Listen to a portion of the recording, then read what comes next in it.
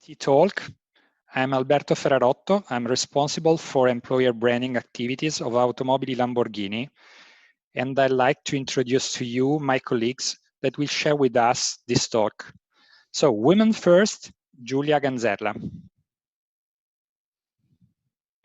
Good morning, everybody. My name is Giulia Ganzerla. I'm a head of production engineering in Automobili Lamborghini since a couple of years.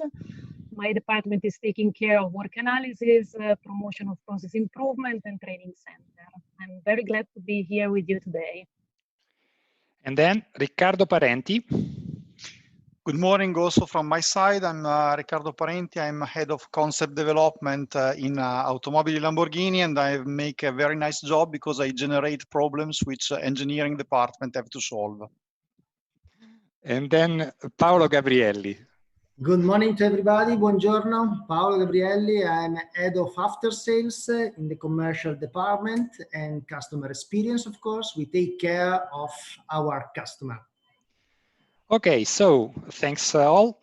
Enjoy your time with us and enjoy our new Huracan Evo rear-wheel drive Spider.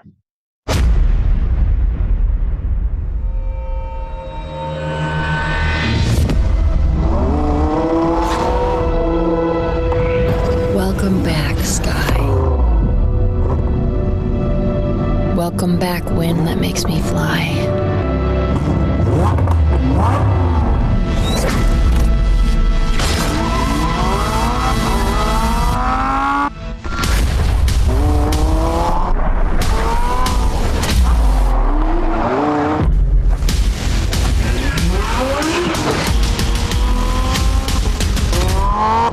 Welcome back, new roads.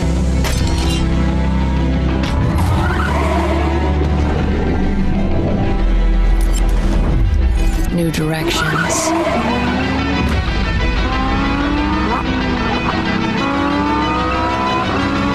A new surge within me. Now I can hear 610 wild horses racing.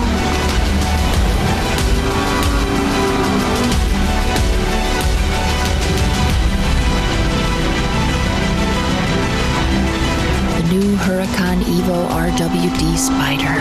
Rewind to rear-wheel drive.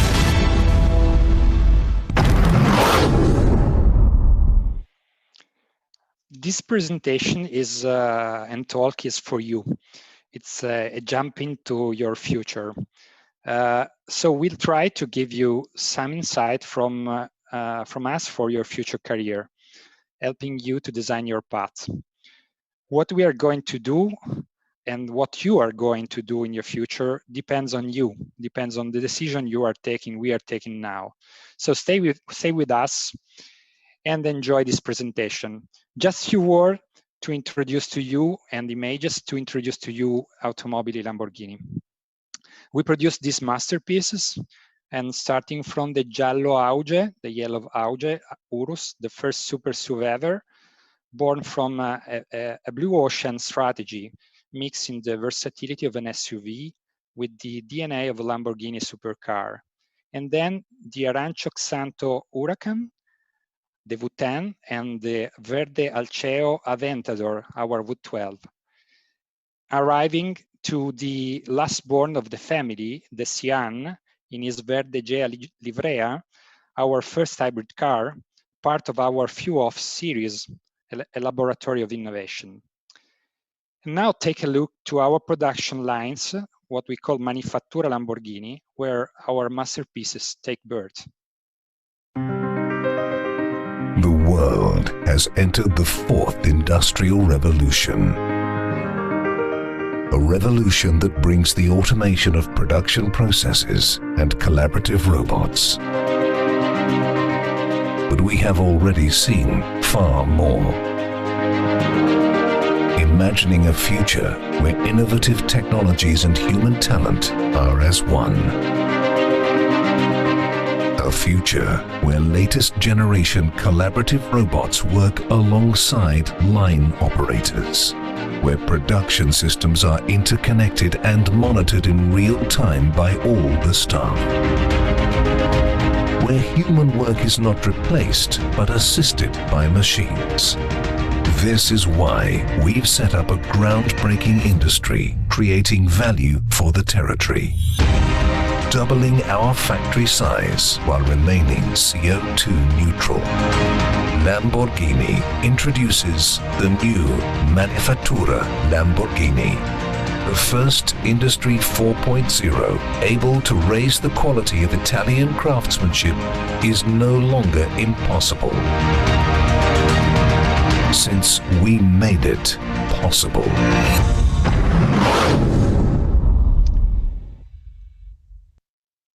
And then two more killing attributes of Lamborghini. The first one is disruptive design and innovation that we have since the origins as part of our DNA.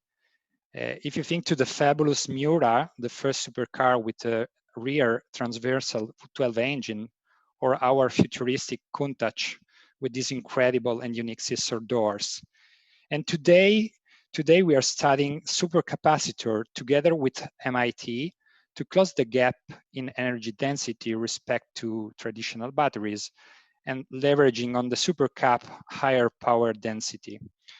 We are introducing in our cars smart materials who change their forms while heating or cooling and avoiding the use of other parts, control units, sensor, mechanical controls, reducing the global weight of the car. We are studying hybrid solution for powertrain and redesigning the sound of our future cars. The second killing attitudes of Lamborghini are clients. They are at the first place, and it's where we put our people. We consider our clients as they were our guests to a party. That's why we design experience for them on the road or on the track with our Accademia and Esperienza program, or simply visiting our headquarters in Sant'Agata Bolognese, or by designing digital experiences through our Unica app or social network. That's simply Lamborghini. And now let's enter the topic of the talk, and that's about your future, starting from today's challenges. I read that by 2060, maybe before, a computer will have the computational power of all human brain together. That's what I consider exponential growth. I take this term from Peter Diamandis of Singularity University, who took it from Ray Kurzweil, the director of engineering at Google and maybe one of the most important futurists with 86% accuracy rate in prediction about the future. At the end of the 90s, Ray introduced the law of accelerating returns, let me say by extending the Moore's law for semiconductor circuits to all forms of technologies. We are living now in an exponential growth planet where new technologies and new business models are arriving very fast. And the speed and the uncertainty, if may I use the word of Andrea Pontremoli, CEO of the Lara, lead us to chaos. So no forecasting is possible, and we can only be prepared for our future. Not ready for, because ready for implies that we already know that when and the when and the what are well known too. So we can only be prepared. And this leads to you, how to prepare yourself for this future, this present future, let me say. We propose to you a simple framework based on three different axes. The first one are tools. A tool is something that helps you to do a particular activity. A tool can be a software, can be a 5 whys, a 6 Sigma technique that you can learn at university by yourself or in a company or attending to a specific course. The second one are competencies. A competence is the ability to do something well, especially because you have practiced it. It's not about what you know, it's about you can do, you can repeat by yourself. A competence could be vertical and lead you to a specialization, or it could be horizontal and leading you to integrating system, people, and project. The third axis is attitude. Attitudes is a complex combination of personality, belief, values, motivation. I don't know if you have seen in this day the Netflix series The Last Dance. When you see Michael Jordan determination, his way to challenge himself every day and the other, that's an attitude. I would say for him, an everlasting attitude. As HR, as a professional from this domain, attitudes are the key for your success in your personal and professional lives. So 3 axes, and what's the framework and what's the mix? There is one for all or not? Let me share some example taken from our employees. The first one is Silvia. Silvia has a master's degree in computer engineering at Unimore and a master MBA at Unibo. She's working in sales department and she is contributing to customer journey design. This year, Silvia presented the company at the Dreamforce, the yearly events of Salesforce in San Francisco, as expert in customer experience, innovation, and platform integration. If I wonder, Silvia's attitudes are connecting dots, she would say to you. And which tools? And Silvia would say to you that a tool for a computer engineer is an asset by design. The second person I would present to you, I'd like to present to you is Deborah. Deborah has a master's degree in mechanical engineering at Unibo. She's working in research and development, and she is one of our powertrain girls. She works in test beds laboratory, and she had the opportunity during this year to work on the powertrain, both of the Aventador and Huracan, also on the hardware and software. She told me that when she started working, she knew well a tool, LabVIEW, and now she's using almost 16 different tools. The job of Deborah is what you like to do in your life, isn't it? I'm quite sure is it. But Deborah chose her path. When she was at university, she included the exam on ICE combustion engine as part of her program. These courses were not included in the standard one. So she chose what to do in her life by choosing this exam. The third person I would like to present to you is Luca. Luca started to working for Lamborghini with a diploma, so electronic and TLC diploma, technical diploma, and then she degree in science communication at Unimore. She had a master in project innovation manager.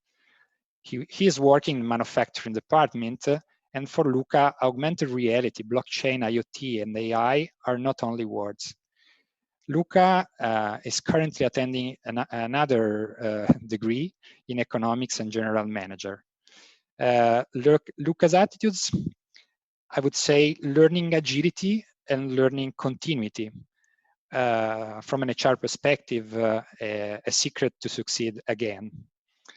So, which tool, which competence and attitudes do they have, and what can you learn from the experience of these guys? We show it.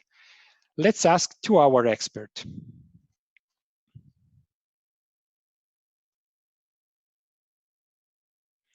And here we are.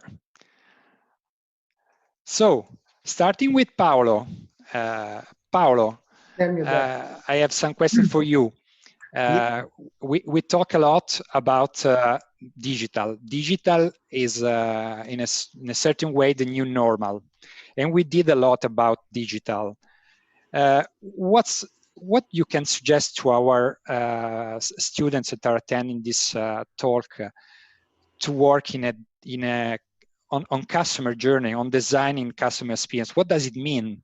What kind of competence and tool a person needs to do this job?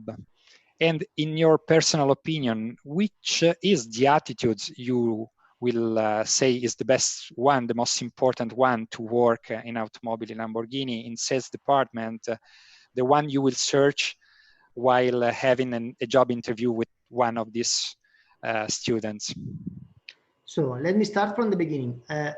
Absolutely, you are perfectly right. Digital is the new normal. And especially now, after pandemic, I think that due to the fact that I take care of the sales side of the company, the retail experience is already dramatically changed. And consider all the trends that also we were used to consider for automotive business from point of view. For example, I'm thinking about the car sharing, or in general, the customer attitude to the car are changing and will change dramatically.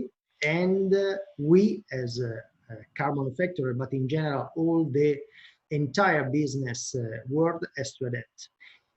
If I have to translate for Lamborghini brand, this general approach, so the general, what is abused word, the digitalization, I think that I have to say that we started a few years ago, and you show also Silvia, that is one of my colleagues that did an incredible job in that, changing dramatically our approach to the customer experience in general.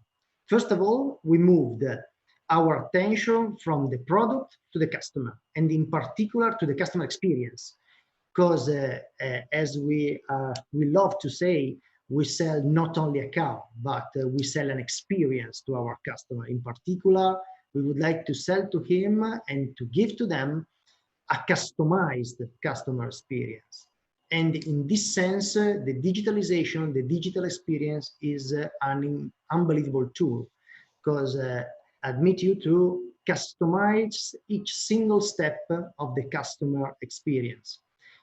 For this reason, we create a customer journey that we define a seamless customer journey, mixing physical and digital touch point that engage the customer in every single phase of his ownership, better starting from the prospecting till the real ownership or usage, as you want to call, of the car, till the repurchase of the vehicle also. The idea is quite simple, but here is the base for the luxury experience.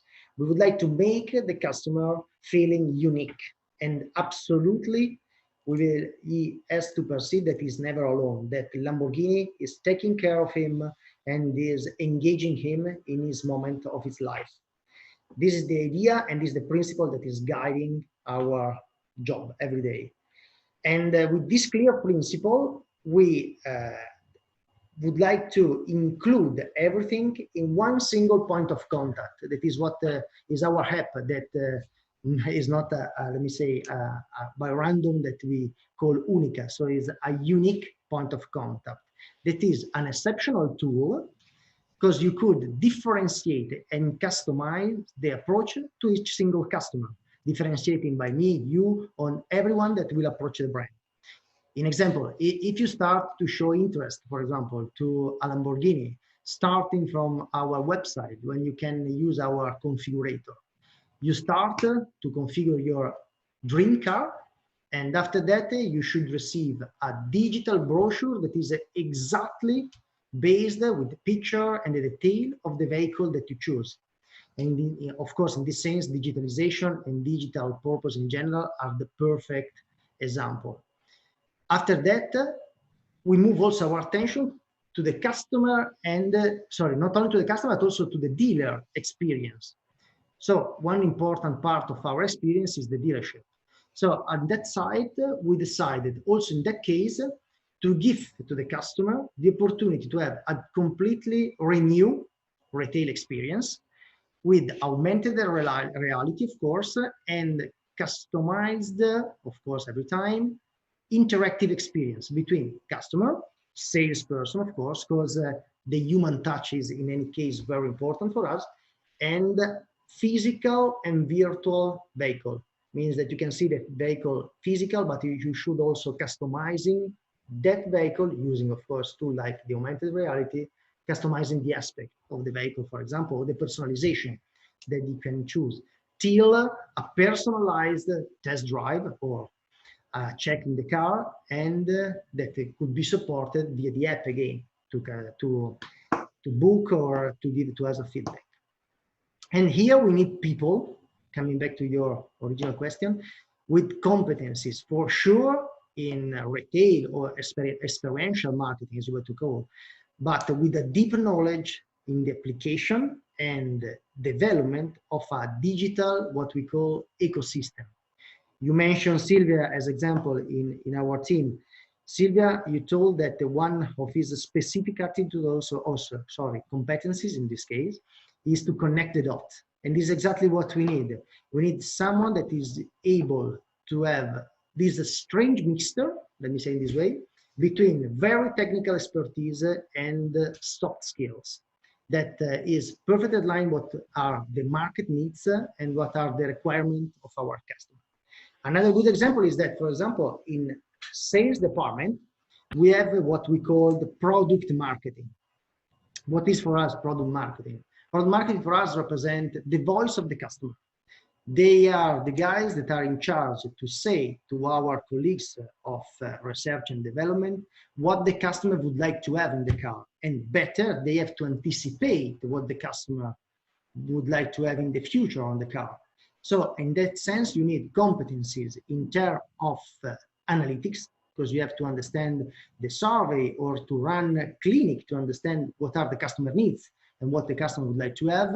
Plus, you need a deep technical knowledge in terms of knowledge of the technology of the car, because of course you have to propose a feasible solution and not, of course, only rocket science. And for this point, it's really important, as you can imagine, to have people that differentiate completely their experience and their attitude during the training path and the study path. Later, if you want to be successful in sales, and of course we are, thanks God, successful in sales, you need also to bring to you every day at work a toolbox, let me say in this way, with all the soft skills typical of a salesman, because at the end, this is our job, to sell car and to sell some experience to our customer. And this is something that unfortunately you can train, but it's really difficult to learn. It's something that is inside your personality. You asked me which attitudes also. If I have to say, Lamborghini brands, sales department, and sales in general, needs a strong, I would like to say, total customer orientation, as you perfectly understand, I think, from my words.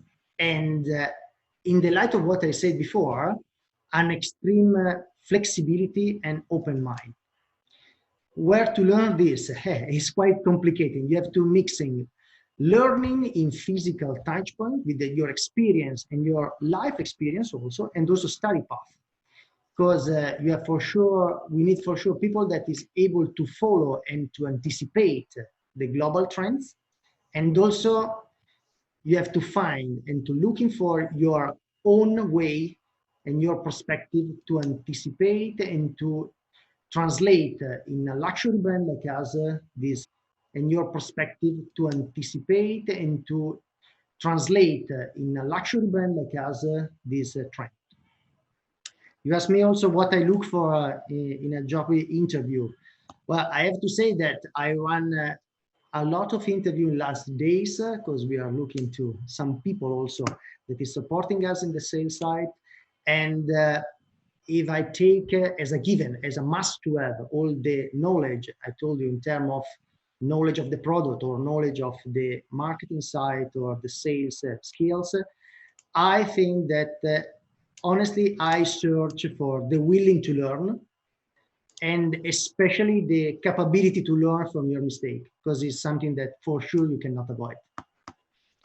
Okay, thanks, Paolo. So sort of hybridization of learning during the times of university and special attitudes such as learning from mistakes and learning attitudes and customer orientation. Okay, thanks. So Riccardo, 2 questions for you. I read a few times ago that in a car there are around 100 million of line of code. And so I was wondering, code is important in a vehicle development, in the vehicle development. It's a tool from your perspective or a competence. And who is materially developing code in a car manufacturing industry. Is something is a person inside the company, is a person outside, is a contractor, a specialist. And on the second side, I would like to ask you also. I talked about vertical and horizontal competencies. To work in R&D, what's the mix? It's one or the other. Is more electronics, and these two paths are going to arrive at the same stage, or are very different in a company, and where a person can build it. So that's my question. My two questions for you. Coding as an example. I mean, maybe you can answer more example, and horizontal and vertical competence, especially in research and development. I think code is a good example because it's an example of how a tool can be used in development of cars, but I think of every industrial product. I would like to play a little bit with an example. I would say I'm old enough. 15 years ago, there was a very good friend of mine who was a black belt embedded coder. He was one of those guys able to make everything working using C+ and embedded software.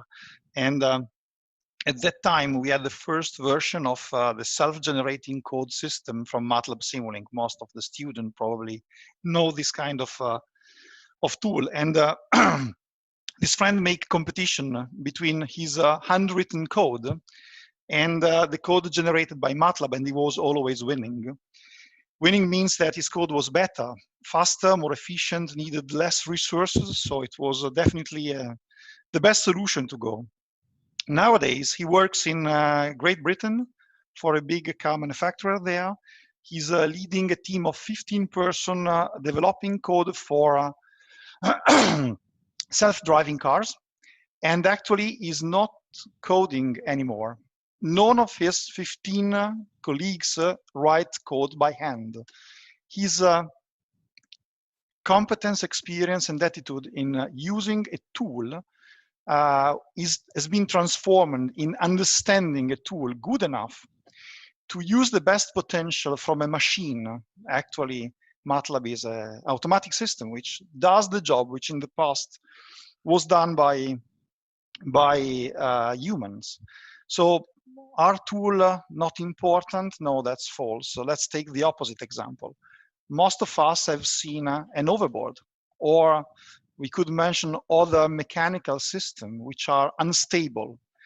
So you can have an overboard. My bigger daughter wants one for her birthday, because there's a software, cheap, small, and fast enough to preserve a system which is unstable, a guy on two wheels put in line and not like in a bicycle, in a completely automatic system. The availability of a tool has generated the product.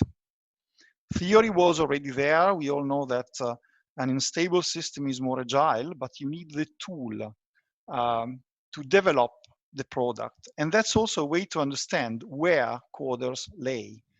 I always think that coders lay as far as possible from the final customer, which is quite a flexible dimension. If you think to the code which drives the front beamer of a car, that's a code which is fundamental. Is for safety, has to work, but no one pays a new or more because there's a control unit in the beamer.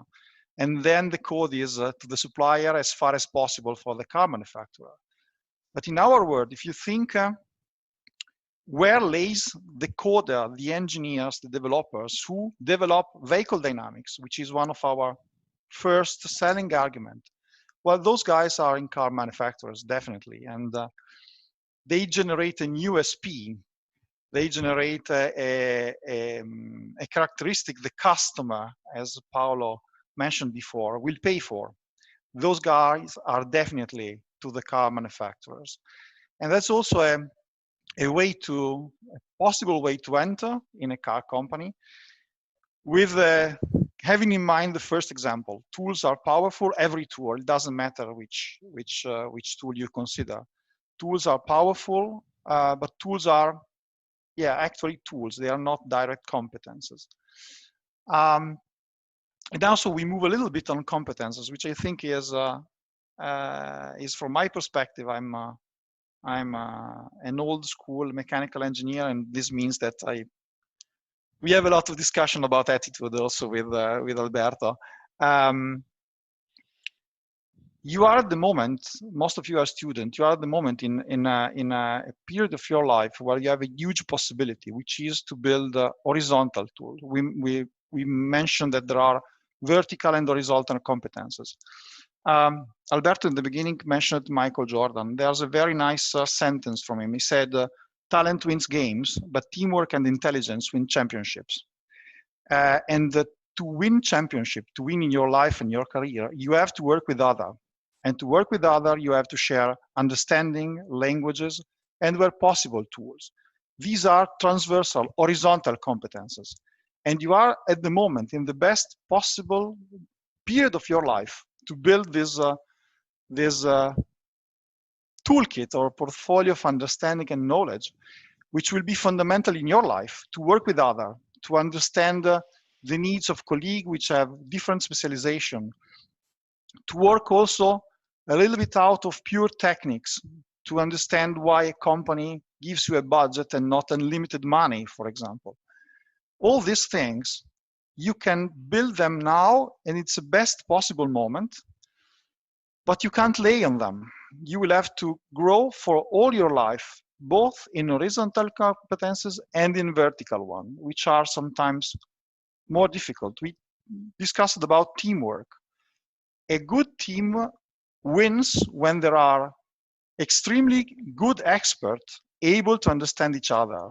We said that horizontal competencies are needed to work together, to understand each other, but you need to specialize yourself. We made the example of Deborah. She made a decision. She's a good engineer. She is, I would say, a very good engineer. She has a very wide spread of competences. She invested on herself also with the help of the company, growing her toolkit. But in the meantime, she is a powertrain girl, not a suspension girl, not a frame girl, not a body in white girl.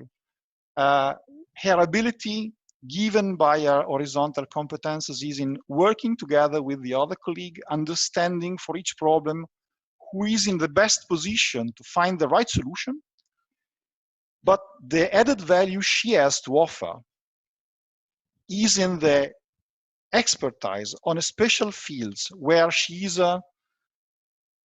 absolutely at the pinnacle of competence, but she's still learning. It doesn't matter how good she is, she still has to learn. And that's another constant point you will have to face in your life. We mentioned mechanics or electronics. I'm a mechanical engineer actually.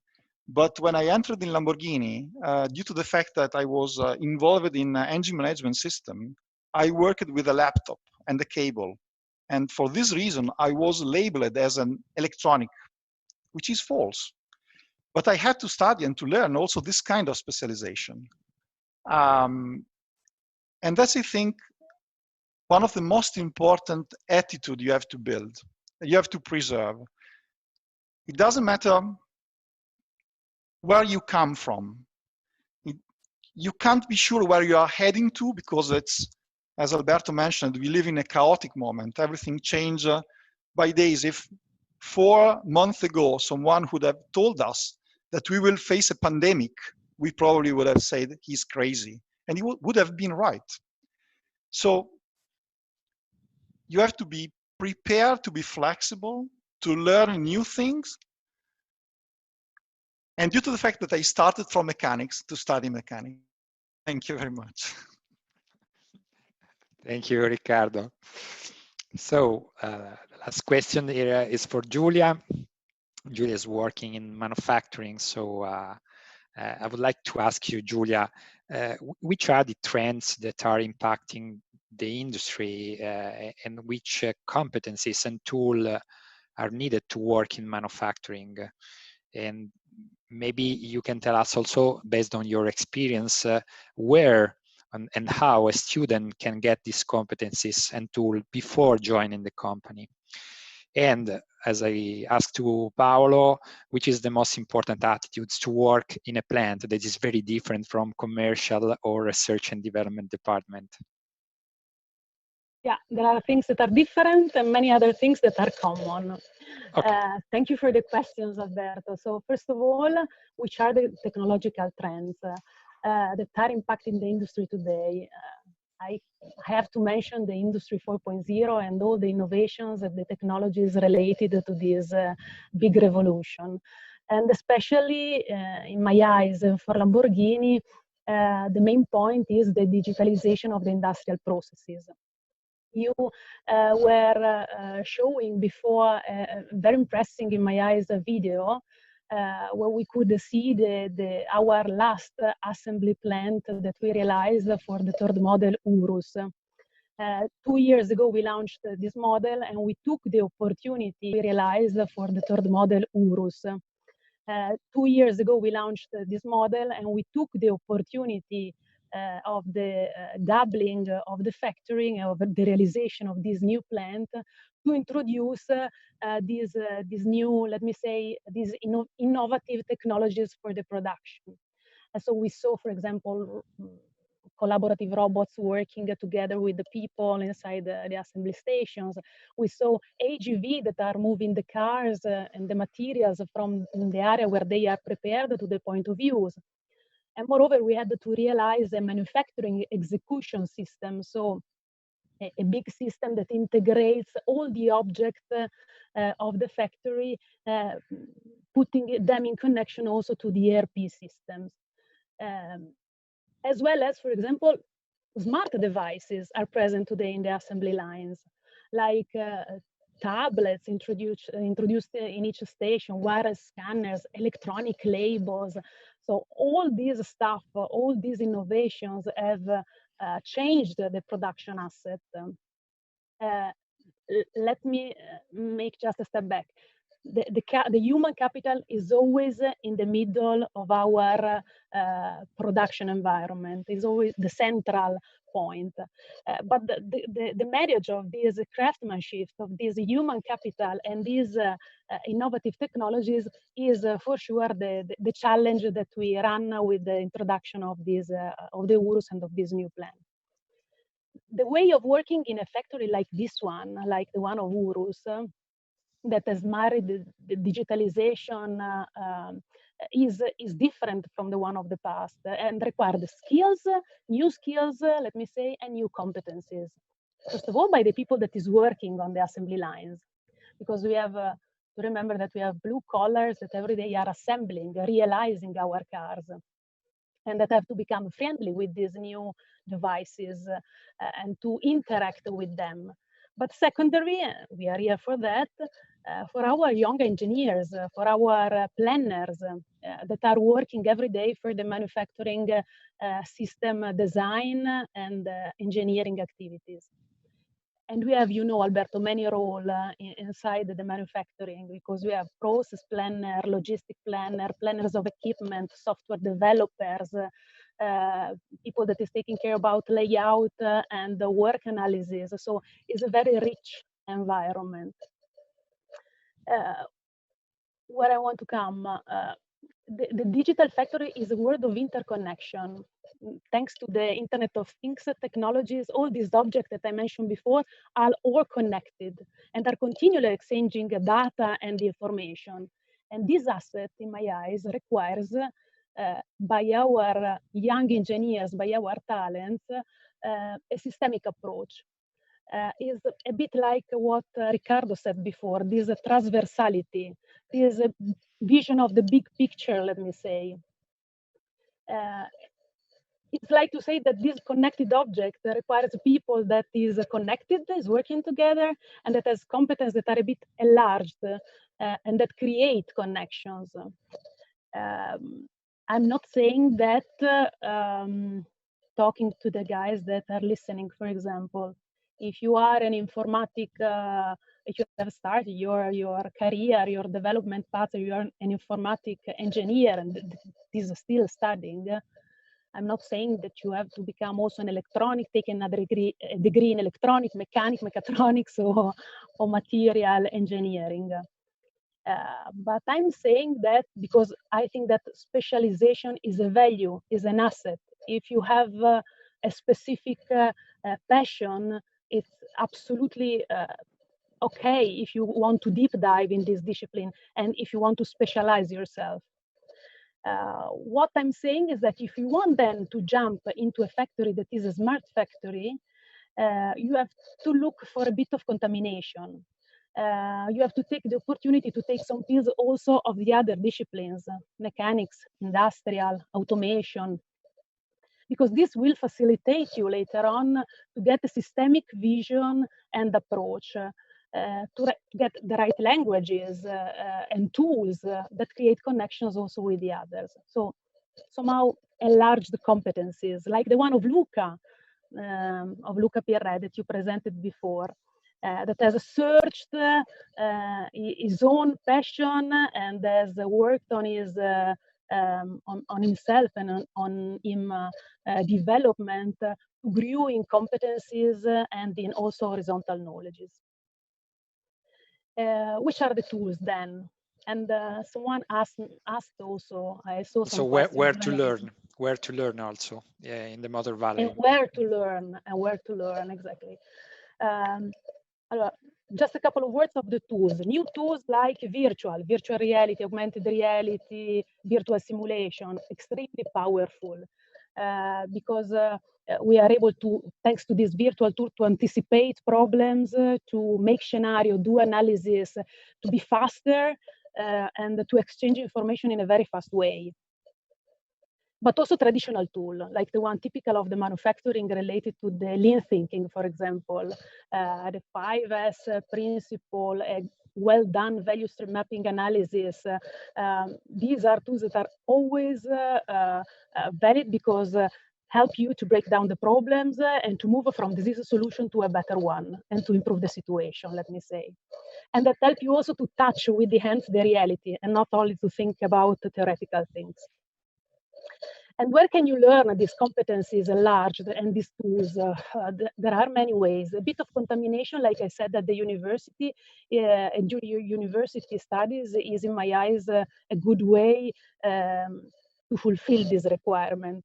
On the other side, there are initiatives that are very interesting and are, for example, initiatives of our territory, like the MUNER, the Motor Vehicle University of Emilia-Romagna, that is an initiative that put together 10 companies of the automotive of this region and 4 University of Emilia. Inside this program, there is a specific one that is called Advanced Sport Car Manufacturing, for example, that aims to train professionals in the development of production systems. Or masters, there are many masters. The Bologna Business School offers, for example, a master in digital technology management and artificial intelligence. And this is, in my eyes, in line with the technologies that we spoke before. My suggestion is, offers are many, are present. Be curious, take the opportunity to investigate by yourself, to stay tuned also, because also the word of the university of the master is continuously changing and offers updated knowledges and competencies. And search for your opportunities because they are present. Last but not least, and I hope I was not too long, which are the most important attitude, in my opinion. I have to take one point from the speech of Riccardo. The topic of the teamwork and the cooperation is very important also in the industrial area and the manufacturing system. We are used to say that we are a big family. It's not just a word for us, it's the reality. We need people that is able to work with the other, to share not only competencies, but also opinions. Discussions are opening questions. Questions bring to new answers, open new doors, you know. So I think that people that is communicating openly, that is able to work together with the others, is absolutely a welcome and a very important attitude. Second, the flexibility. Flexibility means, guys, that you must be ready in this chaotic situation, environment, like the one that you introduced at the beginning, Alberto, that is the reality of nowadays, to not to be afraid of changes, to catch them, also in this case, like opportunity, change of contents of project, of timing of your project, of team. All these kind of changes are have to be somehow accepted and lived by you, because the flexibility is, in my eyes, an attitude very important in the manufacturing environment. Flexibility and creativity, because if you want to innovate, you have to be as well a bit crazy and creative, in an agile way, but creative for sure. Okay, Julia, thank you very much, and thank you all. It was very interesting to hear from you. Your consideration is always time for me to learn when I hear from you. So thanks also from my side. We have some question right now. There is one for Paolo. If you want, maybe it's better to read the question for the participants and then to answer. Do you guys, the question is, do you guys deploy analytics in the marketing and sales at Lamborghini? Is the relevance of data management in those areas growing? The answer is absolutely yes.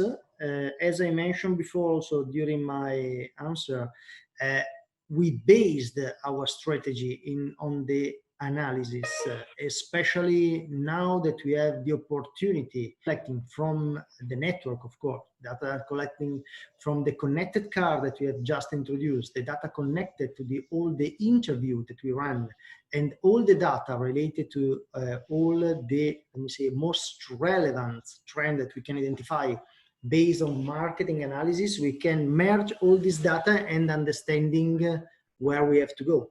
Because the most important part of our job is to plan the future, to sustain the company. So the basis is the analytics, for sure, is there. I saw another interesting question, Alberto. Yeah, let's go. The career opportunity for a mechanical engineer in Lamborghini.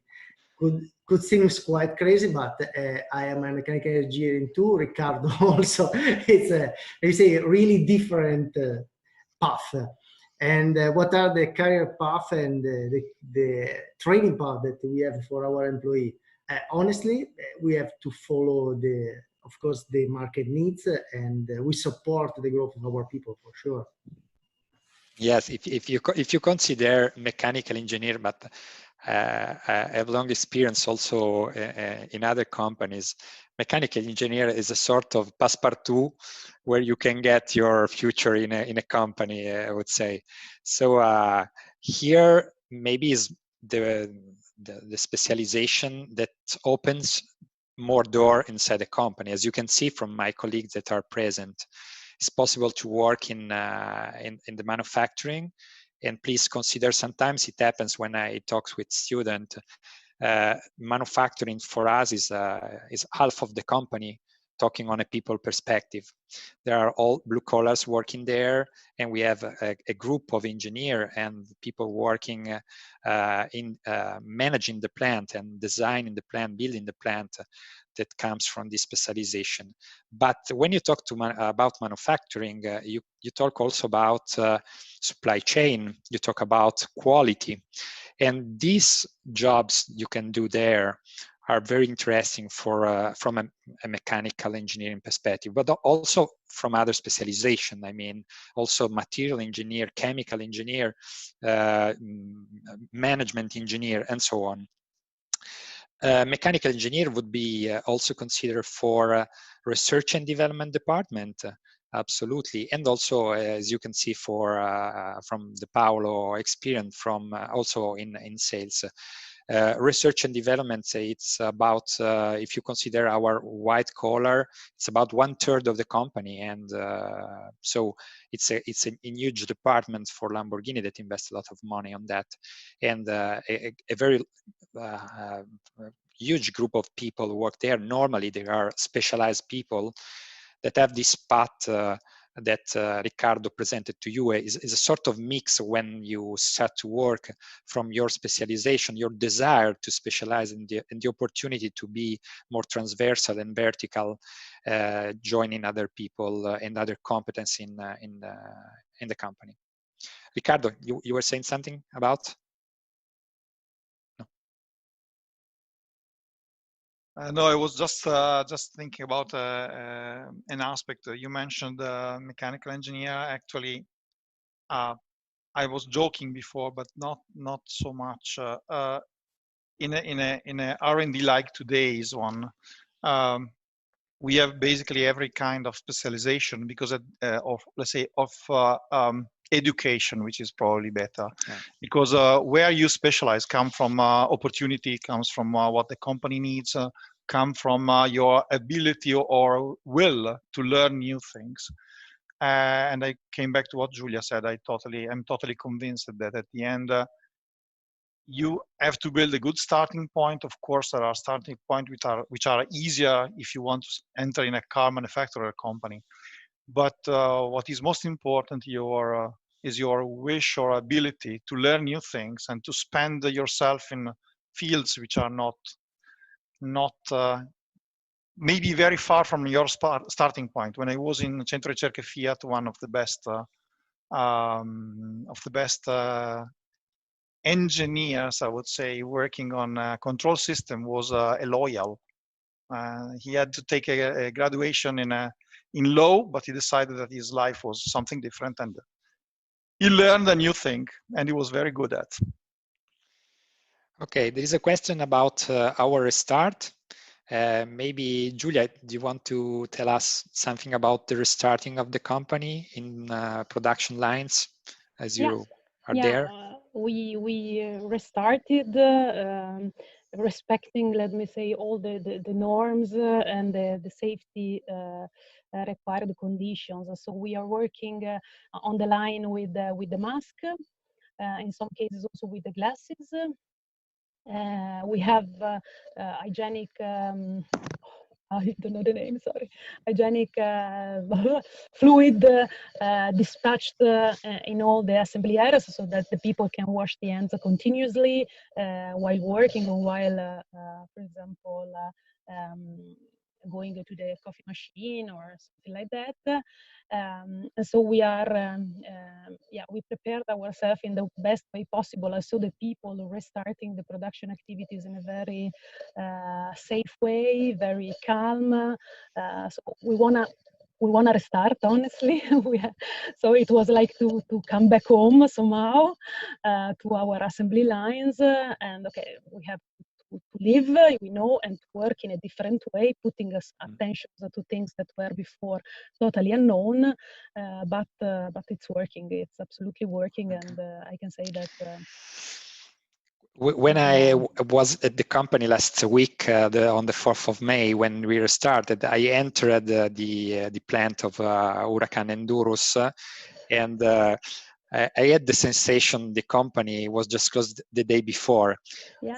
All was working perfectly. It's very strange. It's something that very incredible. We didn't have problems in the restart under this point of view, but I was talking today with the shift leader. He was telling exactly the same. Julia, it seems that we just stopped yesterday because everything is restarted like before. Very fantastic. Of course, we are respecting now distances. We have rules in the entrances, in the exit activities, in the canteen. So, but at the end, when we are on the line, we are working hardly like before. Okay, so I think we're running out of time. There is a question about what we offer to graduates joining Lamborghini. The aim I had when preparing with my colleagues this talk was to present my colleagues. So letting you know the person you can get in touch while working in Lamborghini. That is a so human company, very authentic, where people can stay and realize themselves very, very, very well on a professional and on a personal way. That's what we offer. Yes, we offer salary, we offer learnings and so on, maybe career, as you can see from my colleagues. But what I would say to you is difficult to let you understand why we are not in face, but we are digitally connected, is this human perspective of the company that is very strange. All people entering Lamborghini said it's another company. It's not like the others. You enter, you feel at home in the first 5 minutes, seeing people smiling or helping you in a very free way. So if you want to get in touch with us, you can follow our LinkedIn channel, or you can go on our website, thelamborghini.com, and taking a look to our